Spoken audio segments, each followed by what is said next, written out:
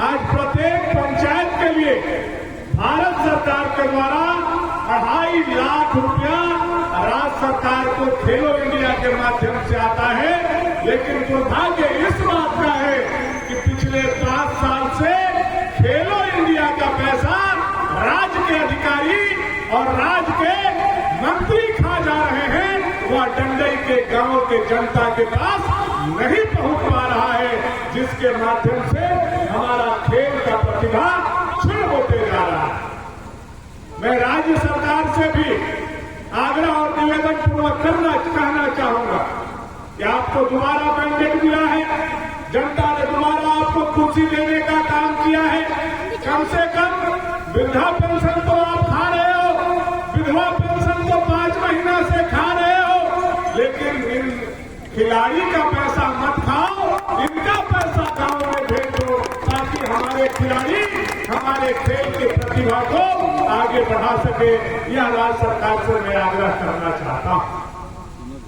हमारे यहाँ 1-2 बात मेरे मन में भी, इतना काम करने के बाद भी डंडई के लिए 30 है और सपना था जिस पर मैं काम कर रहा था।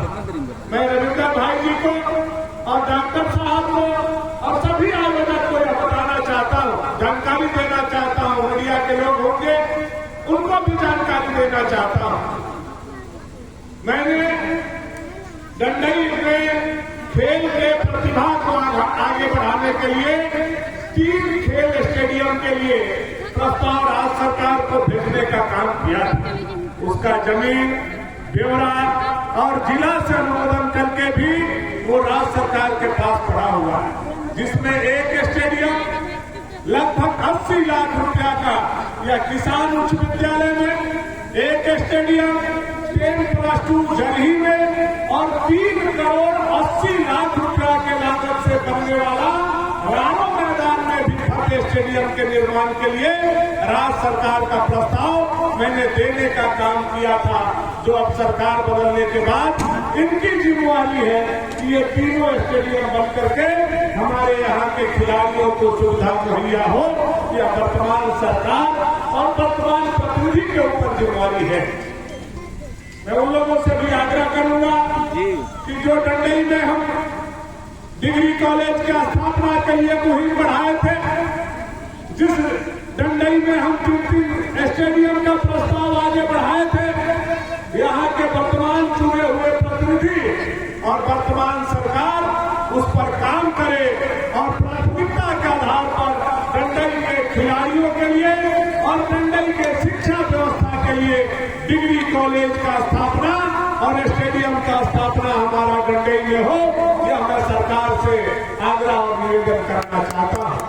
और कुछ दिन तक तो कोई भी सरकार बनता है तो उसको काम करने का अवसर हम लोगों को देना चाहिए। यह सरकार का हनीमून पीरियड है, इसलिए 6 महीना तक हम लोग सरकार को केवल याद कराएंगे, लेकिन 6 महीना के बाद स्टेडियम में और डिग्री कॉलेज डंडई के लिए अगर प्रस्ताव और काम आगे नहीं बढ़ेगा तो डंडई के जनता के साथ सरकार से 2 हाथ करने के लिए भी हम लोग तैयार होंगे। यह बात भी मैं आप लोगों को कहना और बताना चाहता हूं।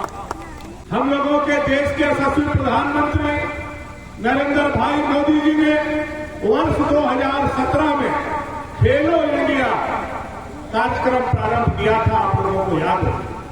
और वह दिन भी याद होगा जब झारखंड में आपकी सरकार थी तो खेलो इंडिया के माध्यम से गांव-गांव, कस्बा-कस्बा तक खेल हुआ करता था। सभी खिलाड़ियों को, सभी आयोजकों को शुभकामना और बधाई देता हूं और खास करके जो डंडई प्रीमियर लीग आयोजन करने वाले हमारे आयोजक हैं, उनका प्रशंसा करते हुए इतना ही कहना चाहूंगा कि यह डंडई प्रीमियर लीग हर साल आपके द्वारा आयोजित हो। आपका बड़ा भाई भानु प्रताप शाही ठूंठा के तरह आपके पीठ पर खड़ा रहेगा और जहां जैसा जरूरत होगा आपका साथ देने का काम करेगा। यह आयोजक भाइयों से मैं विश्वास पूर्वक उनको कहना चाहता हूं। और यह खेल की प्रतिभा को आप आगे बढ़ाएं, हमारे यहाँ के खिलाड़ियों को आगे बढ़ाएं। अंत में पुनः आप सभी लोगों को शुभकामना बधाई देते हुए, यह भव्य खेल के आयोजन के लिए बधाई और शुभकामना देते हुए, खिलाड़ियों के उज्जवल भविष्य का शुभकामना और बधाई देते हुए मैं अपनी वाणी को यही विराम देता हूँ। भारत माता की